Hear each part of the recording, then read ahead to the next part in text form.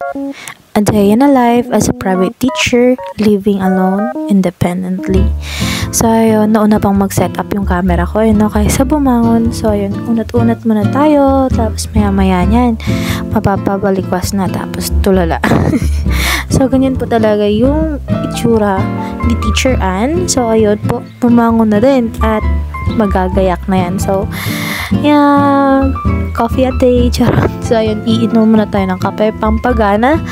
And then, ayun, tapos na po ako maligo dyan. And then, tara, samahan niyo po ako magayak, mag-ayos sa sarili ko, kahit na hindi naman totally ganun talaga na magbe-makeup ng full coverage. So, ayun, sinuot ko na po yung ID ko. And also yung watch ko. So, naglagay na po ako ng mist, yung ginagamit ng BTS. Ayan, flex ko lang po.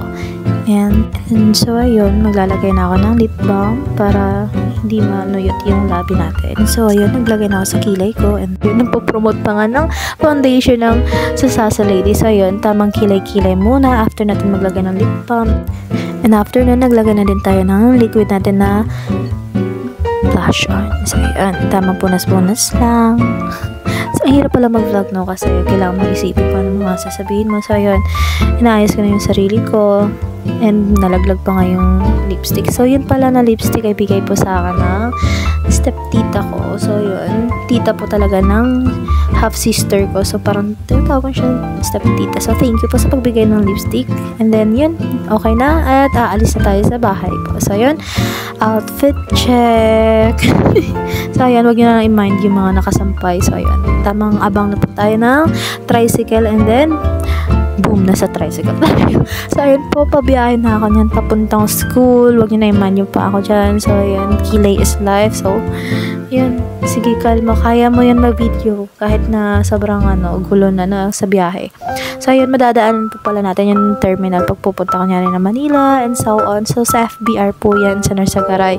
And yes, ayun na, malapit na po ako sa school. And then, yan po. Nandito na po tayo sa school. So, yun, sobrang tahimik lang kasi wala na mga estudyante. So, bago pumunta ng office, magla-login muna tayo. Bago tayo pupunta dun sa room kung saan lahat ng LM department teacher ay magtitipon-tipon. So, ayun po.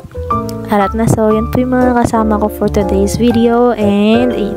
Arat na. Sipag-sipagan na po ang person. So, ayun. Yan, ang dami ko nang ginagawa, diba? So, lahat po pala ng mga ginagawa kung ganyan ay mga school forms and then mga needed, lalong-lalo na dun sa mga graduating kong kinder students and then SF10 or school forms po na sa mga grade 2. So, ayun, tinamad na akong mag-aircon. Lumabas ako saglit and sobrang maaraw. So, ayun, na-miss ko bigla puntahan yung room ko and then, ito, pupuntahan natin. Papakita ko kung ano yung itsura ng room ko after maglinis lahat-lahat. So, ayun, dati, ang dami lang nila mga estudyante ko dito, nagkukulitan, naglalaro pa dyan sa blackboard, linis-linis, ganon. And then, ayun, mga makukulit na bata, nagtatakbuhan pa sila dyan. Ngayon, sobrang tahimik na pala. Ibang iba talaga kapag may mga estudyante, guys. So, yun, nakakamiss lang yung mga Daisy and Sunflower babies ko na yun. So, dyan sila nakaupo. Sobrang kukulit pa nila ng mga time na yun.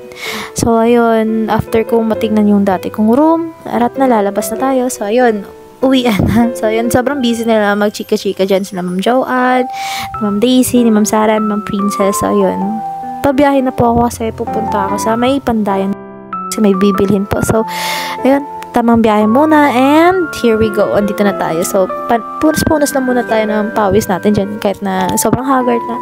So, hindi halatang nawawala. Hindi na mahanap kung saan yung bibilhin. Hindi makita. So, finally, nakita rin. Diba? So, ayun. Nasa counter na po ako ng time na yon. And then, ayun. Dyan po ako namili. And then, magbabayad na after. And then, uwian na. So, ayan po. After nun, umuwi na po ako. Naglakad po ako. And then, ayun, may nakita lang akong something reminds me of someone. Char! Ano ba? So, ayun. Sobrang, matao din sa lugar na to. Kasi, ito yung pamilihan. So, ayan. Ito, pababa na po ako papunta sa bahay. And then, eventually, andito na. Huwag nyo na lang po i-mind yung mga nakasampay dyan na mga labahin. And, bye-bye!